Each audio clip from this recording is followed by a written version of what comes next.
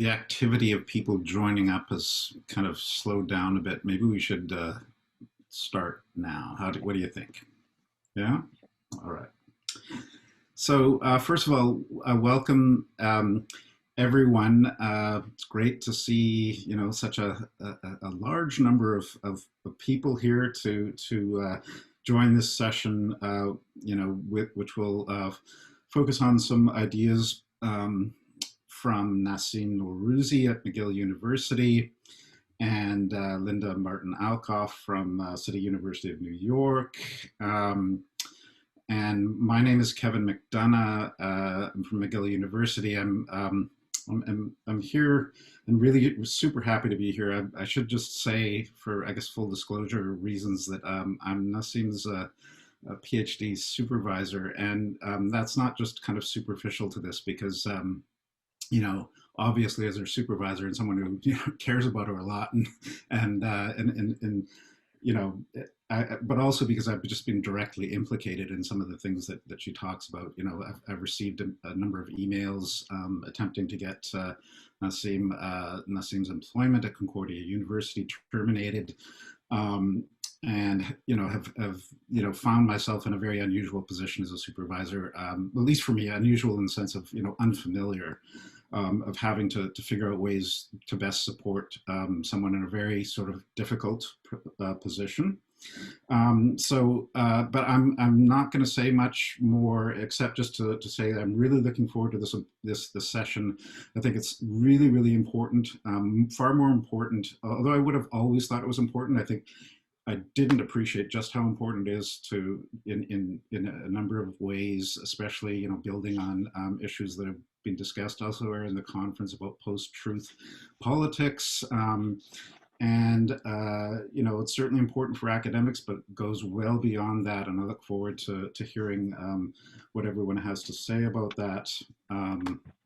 So thanks for being here. And I'm going to turn it over to Nassim, but I'm also going to share my screen to show some slides that I think, or images that will help to illustrate some of the ideas that and experiences that underpin this session that didn't show up very well on the video on Whova. So I'm assuming everyone can see the first slide.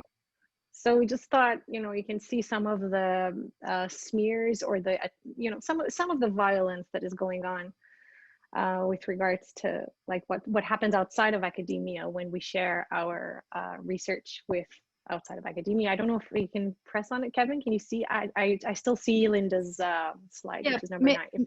Maybe I should just explain. This was just a postcard sent to me with my address. That's why it's whited out, trying to implicate me in some violence that happened. So they were saying we, as if like whoever this person was, and I looted 6 different stores, can't wait for the next riot, as if this person is a Black Lives Matter protester. So I thought it was a little clever than the usual sort of death and rape threats that we get, and threats to our colleagues. This is a clever one. Yeah, wonderful. So if we go to the second one, here, like I received these common threats online, and here it says, just like how we reported to have you fired, we're following up on deporting you from the US. It has gotten to good places. This happens very often, this threats to put me to court, to try me, or to deport me.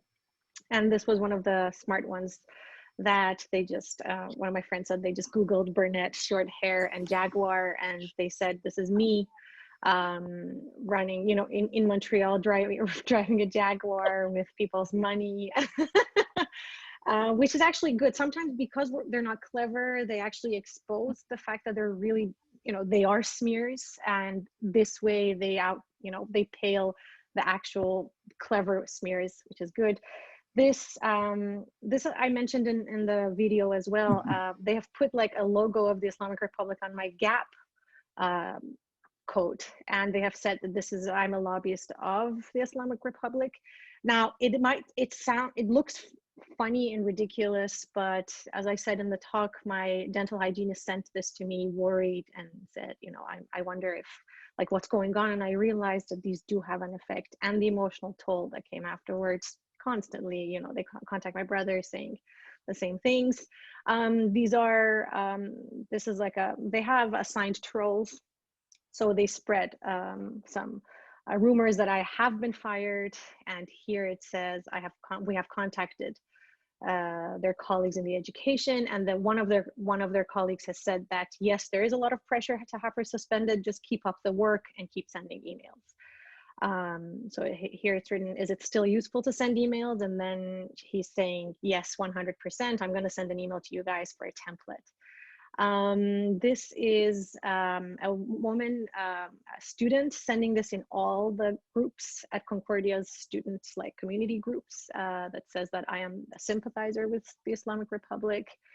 And then here it says, I will take you, drag you like a dog to Iran to try you when everything is over. And here it says, I will find you and tear you up, motherfucker. So these are all the stuff that pretty fun. Mm-hmm. So if you don't mind, I'm just going to say something very quickly, and then we're going to open for Q&A. Or Kevin, I'm going to go back to you. One of the main aspects that I think we wanted to shed light on was inquiring about whether or not dealing with precarity as a side event versus dealing with precarity as an inherent and concomitant and inevitable aspect of public philosophical engagements will make a difference in both our perceptions about ourselves, or will it make a difference in our mental health states, and especially in the institutional responses to the phenomenon of smear towards, you know, philosophers or thinkers as educators who engage with the public. And overlooking the precarity as a central constituent of public engagement and deeming it as a peripheral issue, we thought that it would be problematic because it would underestimate the difficulties of public philosophical engagement, and then we would be less prepared, and then there would be a lot of debilitating existential intellectual effects on those who suffer them. I think Linda and I, what we both tried to do was to challenge the notion of precarity being a side event of philosophical public engagements. And I kind of sincerely take this phenomenological analysis seriously. I think it will help us with a liberatory transition from being victims of the attacks to becoming analysts of the phenomenon of precarious public intellectual work. And in the proposal, we included how this transition is inspired by Baldwin's observation. The victim who is able to articulate the situation of a victim has ceased to be a victim.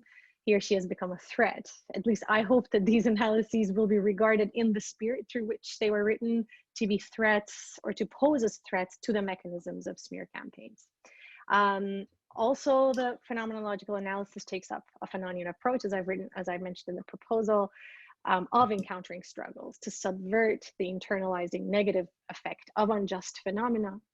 And here the unjust phenomenon being systemic smears, through analyzing them. And that's why I think we agree that this type of approach, both to the notion of the centrality of precarity to public engagement and analyzing the destructive effects of the smears on the smeared, are forms of and along the traditions of liberatory theorizing and liberatory critique. So that's what we were trying to do in our talk.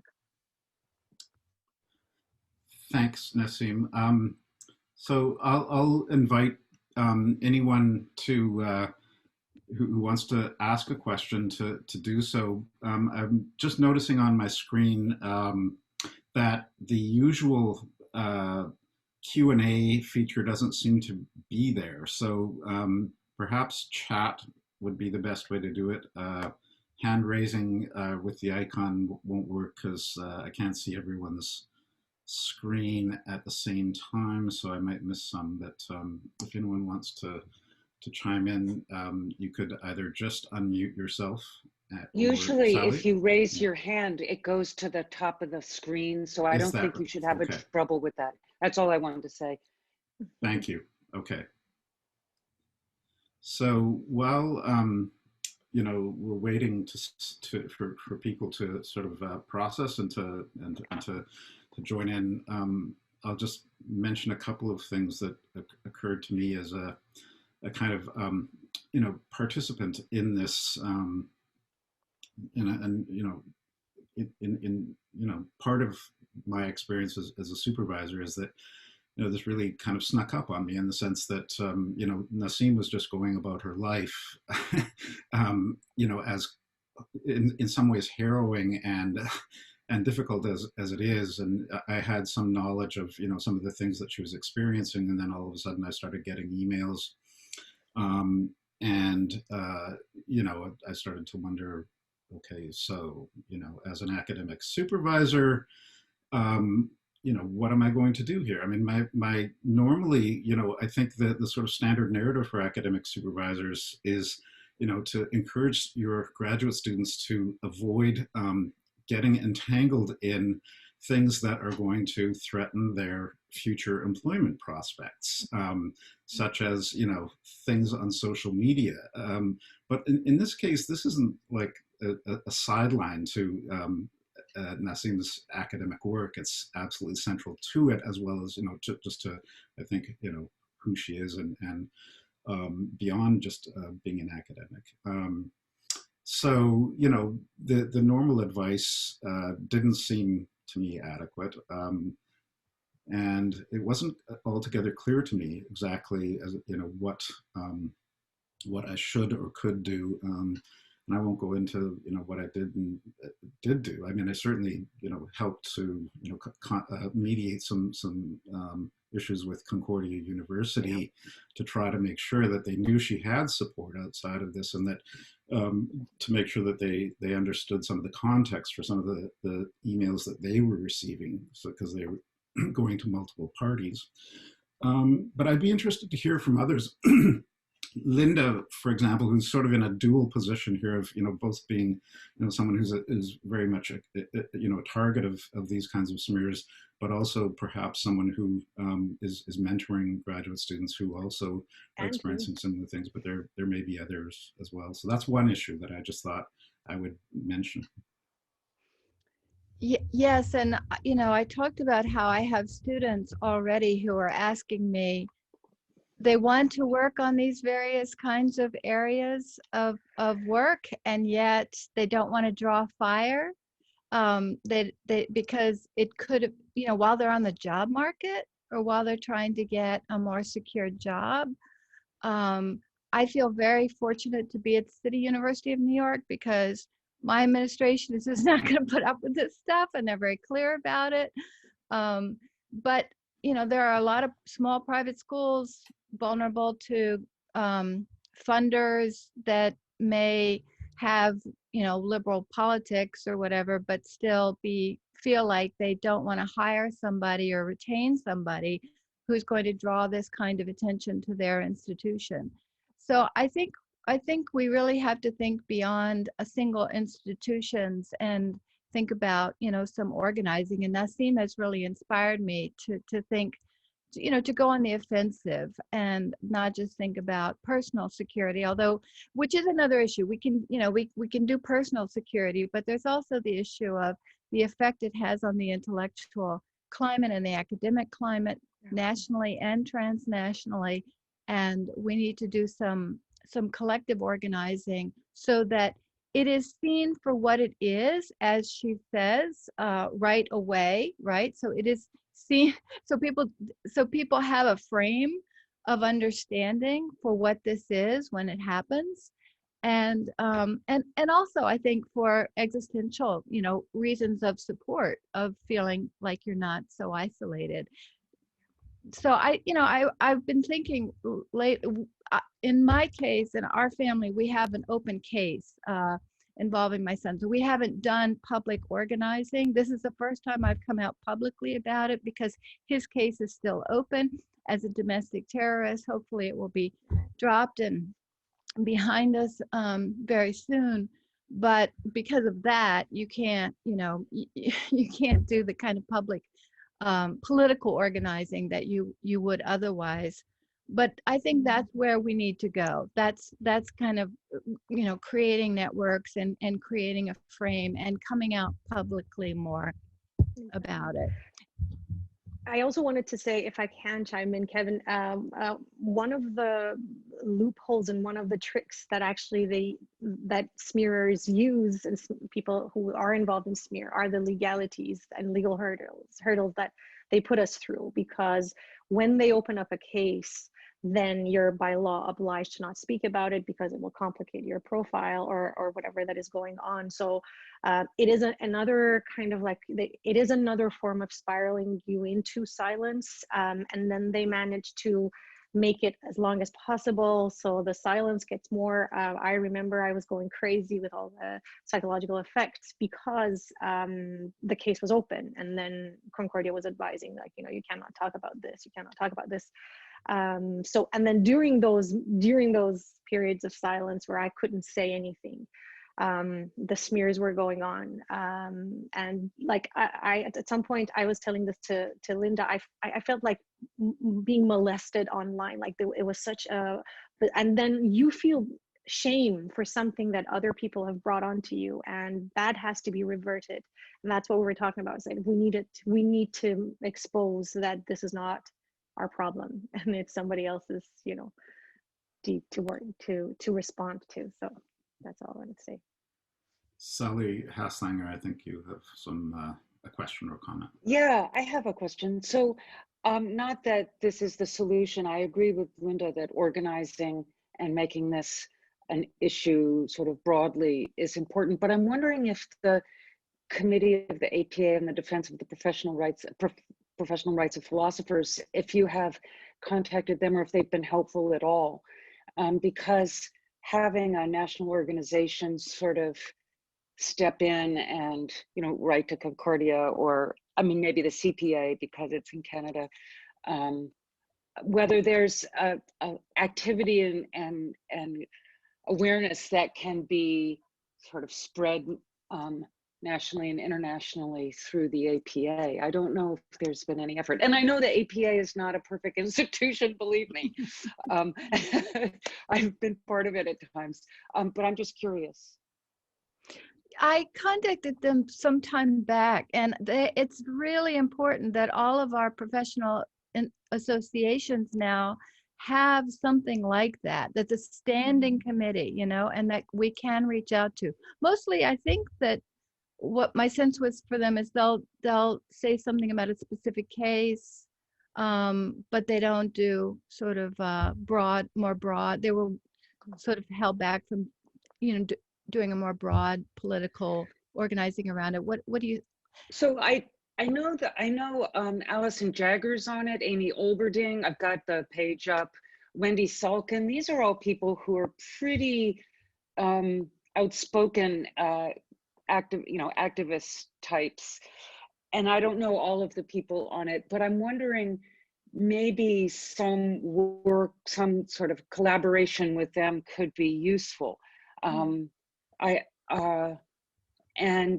then there could be a sort of strategy that would both draw on the influence of the APA and go beyond it, because here some of the people on it I think would be very interested in some kind of organizing.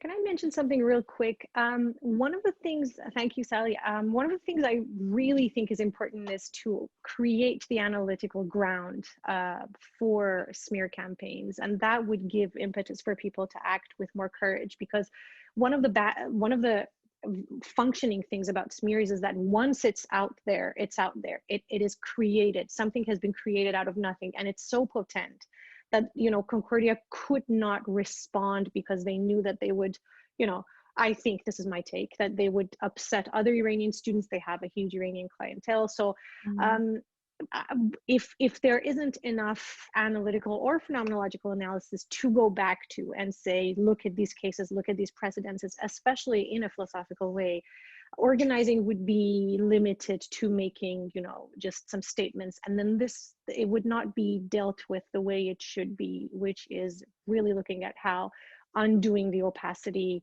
is harmful for the people who are doing tradesmanship off of those opacities. You know, this is how I personally think we should address it, by analyzing it. Like, this is Fanon's organization. I hope by analyzing it to destroy it. So I would caution against going forward first, and then just sort of like staying in the level of analysis for a while.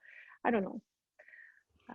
Yeah, I had I to mean, deal. Yeah, sorry. we need all of, you know, we need, obviously need all of the above. But one thing that I think is interesting about this moment, because I've been thinking about the fact that in 1968 in Panama, my father was a professor of history at the University of Panama.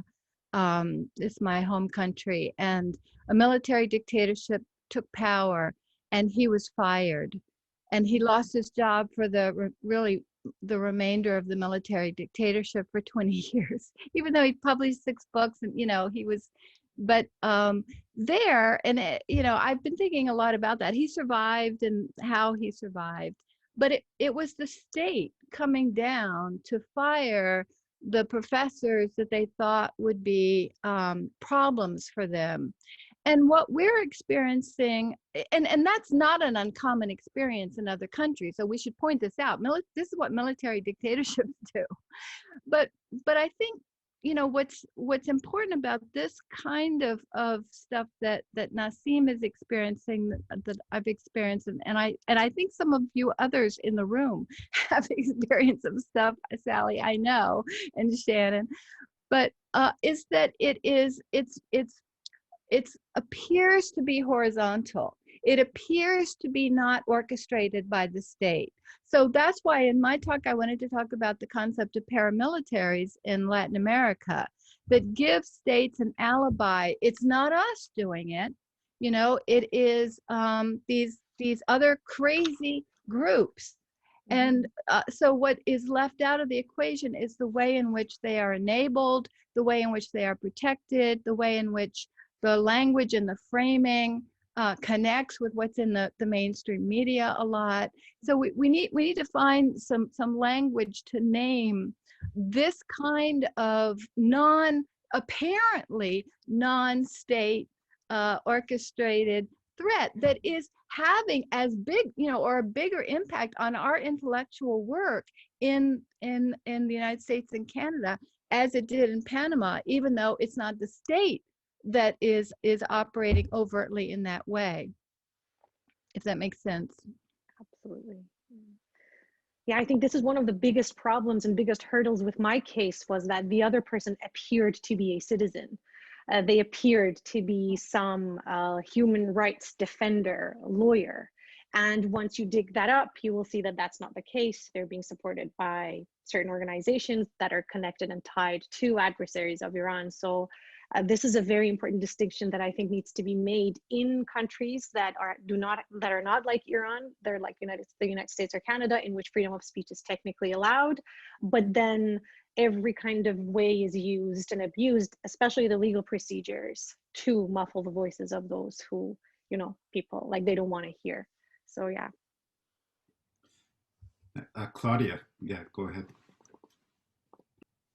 So thank you both for sharing your experiences and also providing insight into what more collective organization might look like. And I really appreciate Sally Haslanger's suggestion of the standing committee that's in the APA, because it makes me think that I don't know whether we have that, for example, for the Canadian Society for Studies in Education, which is the overarching one that, say, Canadian Philosophy Fed is part of, but that, you know, there could be something like that for the rights of education scholars. And I think that would make, that would give a bit more sense of support. The question I wanted to ask is twofold. One is, what kind of support, if any, did you get from unions and or faculty associations or that kind of thing? And I'm asking that in part because of a case at my university quite a long time ago now, where I know the faculty member at that time experienced little to no support from the institution side, but quite a lot of support from the equivalent of the union.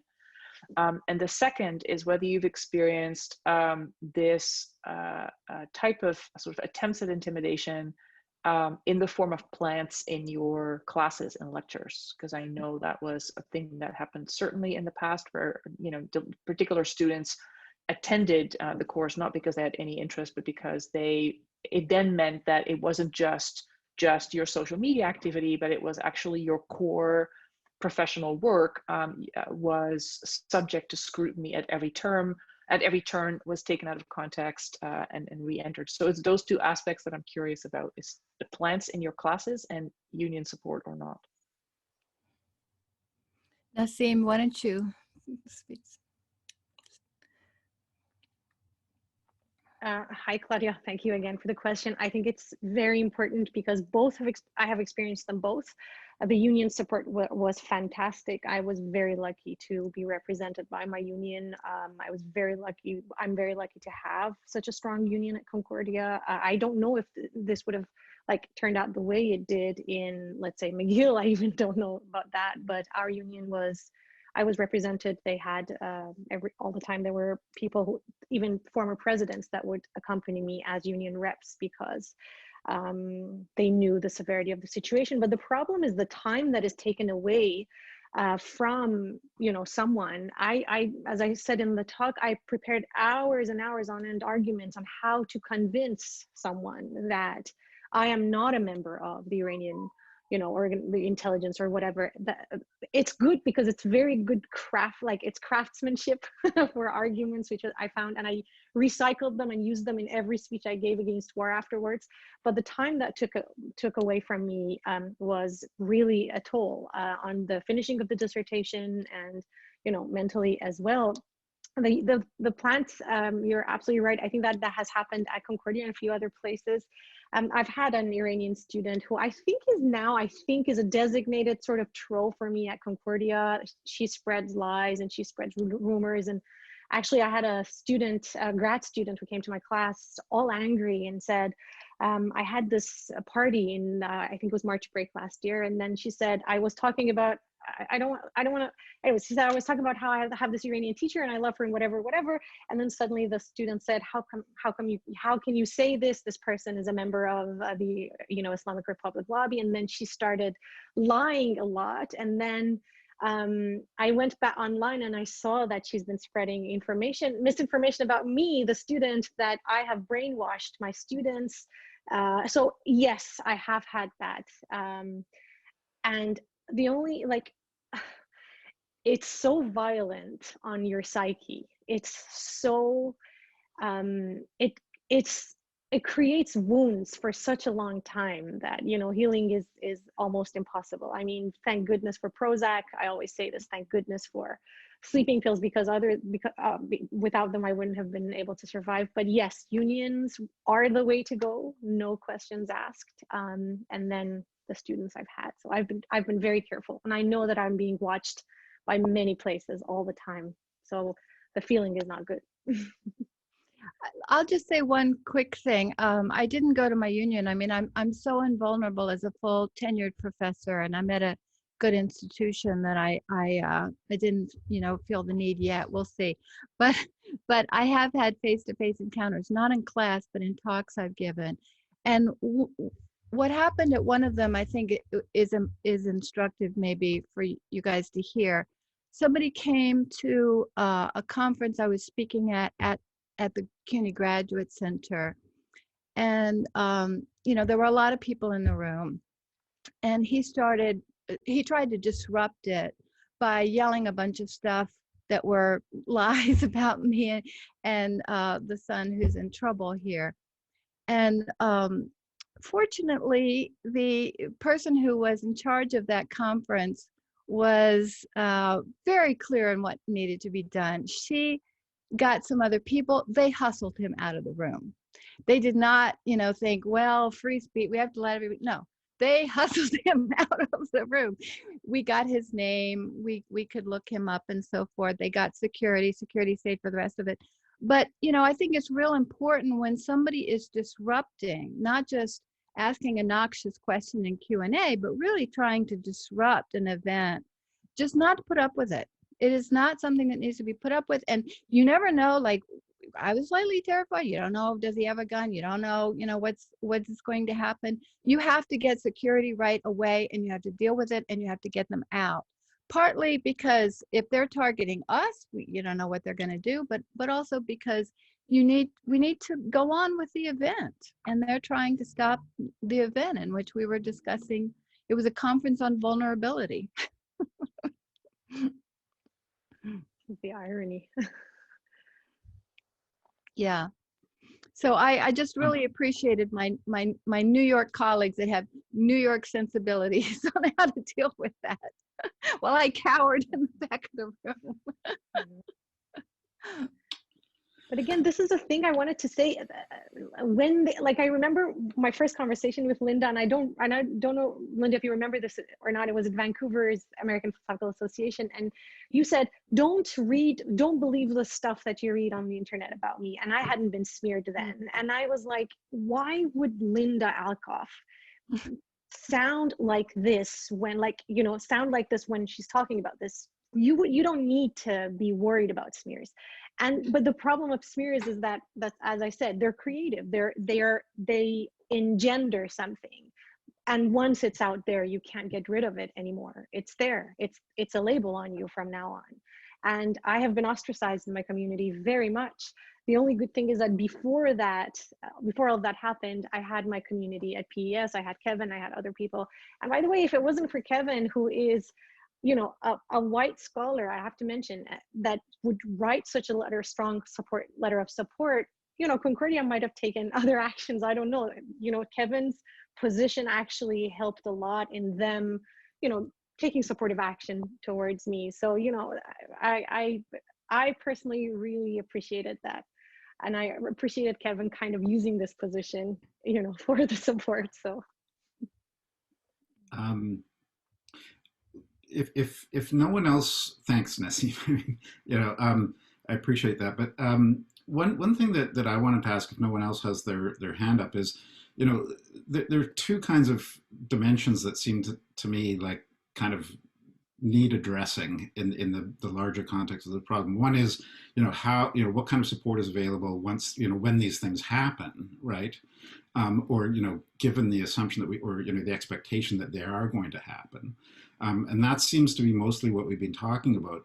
I just wonder, like, are there also things that can be done to disincentivize or, you know, prevent these things from happening or happening as frequently as they do?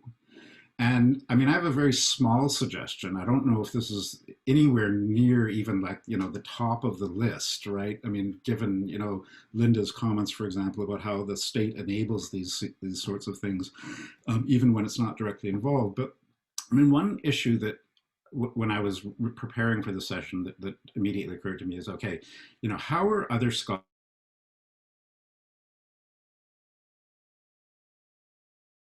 that's going to get, you know, kind of deployed?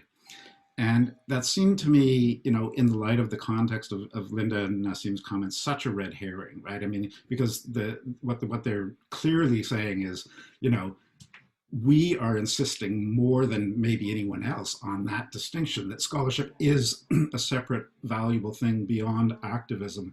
What we're saying is we need the material conditions in order to do that work, and we're calling attention to the ways in which those material conditions are undermined. So, I mean, you know, like, I'm just wondering, my question is, have you, in your experiences of this, experienced this kind of pushback from other colleagues, you know, about the scholarship activism distinction? And what do you think, like, my suggestion would be just to kind of say, like, you know, don't do that. And, you know, we all agree on that. That's a red herring issue. So we should all sort of just, like, accept that and you know, see this as an important issue in defending that distinction. But I don't know if that's on target. Well, you know, critical race theory is today under fire it was under fire from the Trump government, from the Canadian government, from the French government, from the British government, who's actually passing laws. There have been some laws in some states in the United States, and in some other countries. And so it's, you know, I sort of think the freedom of speech frame is a little lame on this. I think the issue is that what they're disallowing is a very specific speech with a very specific pattern that has to do with racist history. And you know, the idea that lefties are snowflakes, that we're all afraid of, you know, we can't take anything. They're really saying that white people or people from settler communities are snowflakes. They can't they can't hear critical race theory and the history of imperialism and enslavement, genocide, annexation of land, and so on and so forth. So I think we have to speak to the need to defend certain areas of work, and not just any work, but certain areas of work. And the truth is that if you are involved in critical race theory, you know that not everybody in the group agrees. There are crazy, you know, strong differences of view. It is not like you're protecting this space in which, you know, everybody says the same thing. No, you're protecting a space in which we can safely disagree with each other in order to develop our understanding and analysis. But I think moving to protecting those domains of inquiry that which feminism, you know, has been one of for a long time, and critical race theory is now, and moving away from the generic sort of free speech model, because then you have to, it gets you into all kinds of problems with white supremacists in the classroom. That's not what's under the gun. What's under the gun here is critical race theory. So I think that's one move that we need to make more publicly and more. And I think in terms of disincentivizing, which is such a great question, Kevin, one thing that would clearly disincentivize if we do not get fired, if Nassim gets a permanent job, right? I mean, and it's true that if they don't see effects, real world effects in terms of who gets into faculty positions, that will disincentivize their efforts. Exactly. And they stopped after 6 times of trying to fire me. They said it's not working. So it kind of like 80% stuff. So that's spot on. Yeah. Thanks. And Jason, I think you have a question. Yeah, first off, so much admiration for you both. Thank you. Jason. So good to see you as well. Really admire everything you're doing. So I have 2 questions. I'll try and ask them really quickly. The first is whether or not and how, especially in the United States, the belly of the beast of the empire, the university can be a site of struggle against empire, against imperialism, against war. And I ask this question in a double sense. Given that there's not really a strong anti-war movement in the United States to speak of, what's the relationship then, or the responsibility, you might say, of the university to try and cultivate this critical consciousness? And how possible is that given some of the restrictions that you face, but also the fact that outside the university, there isn't much of a movement? The second question might be a little bit more theoretical, and it goes to this point about that Enrique Dussel makes regarding, you know, I think therefore I am is preceded by, I think, or coupled with this idea of I conquer, therefore I am. And how conquering is part of the entire Western colonial modernity project, right? And so I'm just wondering what your thoughts about, like, is it pedagogically possible to even undo that type of colonial subjectivity that maybe has war at the heart of it? And if so, like, what would be some of those moves? So either one of those, I'm super curious about. This is super fascinating, and again, just a lot of love for everything you're doing. Thank you. Do you want me to go ahead, Linda, and then Go, sure. I'll say it very quick. Transform the sites of 200 level introductory level philosophy courses, philosophy of education courses, philosophical foundations of whatever, you know, in the courses that you're teaching. Transform them into, when you're reading about fallacies, when you're reading about sophistry, look at them in their embedded setting, which was originally influencing people through dark reasonings to gain power. We already have some capital there, which is the wrong word. That's why I said we need to, at least one of the genealogies of philosophical tradition goes back to addressing the dishonesties within reasonings.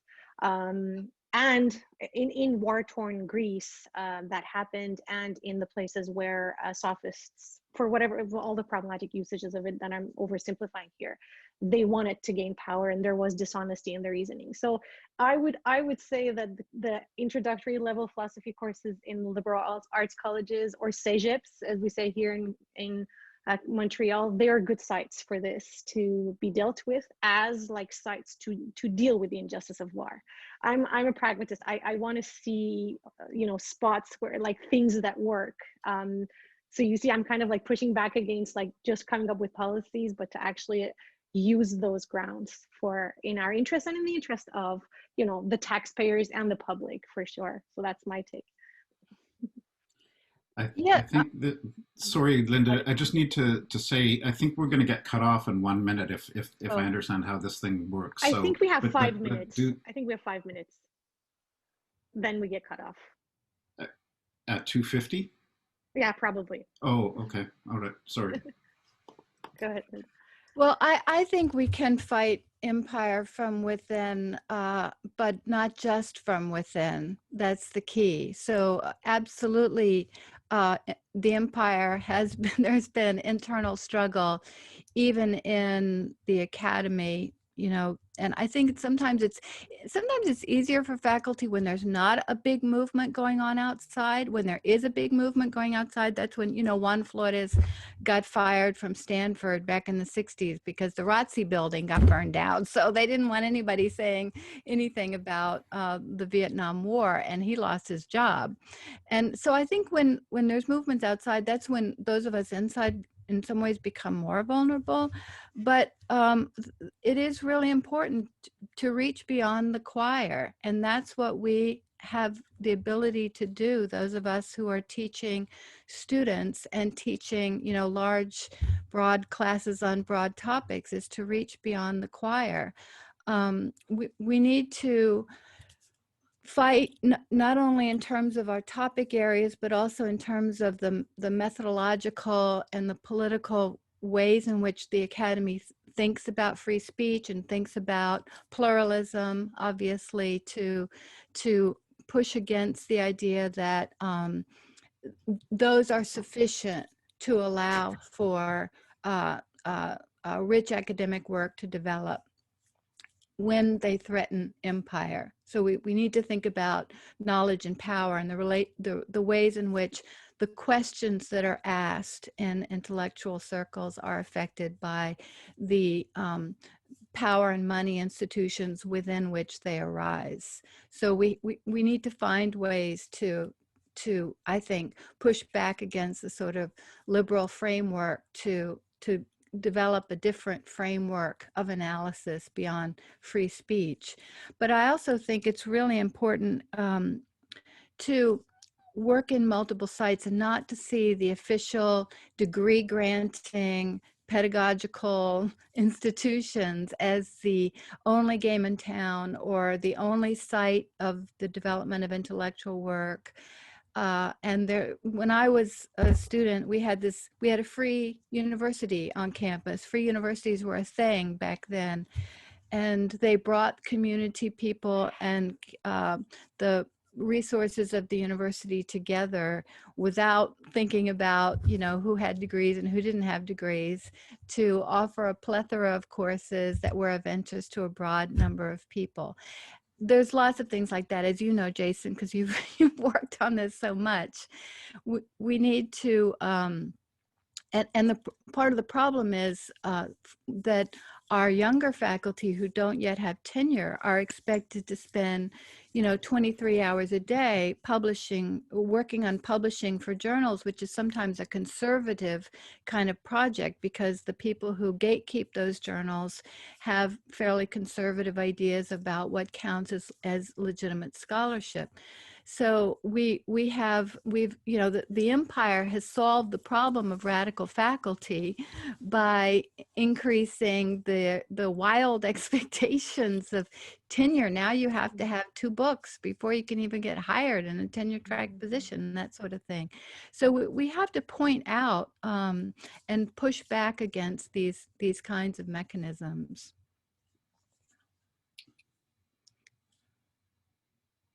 Maybe I'll just chime in quickly to say in support of Linda's point that as a journal editor in philosophy of education, I think there may be opportunities to do more and more kind of openness to these sorts of things in philosophy of ed than there are in a lot of philosophy journals. So, and since this is such a centrally educational issue, it's probably something that should be given a lot more prominence. Yeah, in the I field don't of want ed. to I don't want to trash all journals. I work on a journal too. But part of what we're doing, you know, is we create new journals, right? Jason participated in the creation of new journals because the existing journals, you know, are problems in certain areas. So that it's institution building.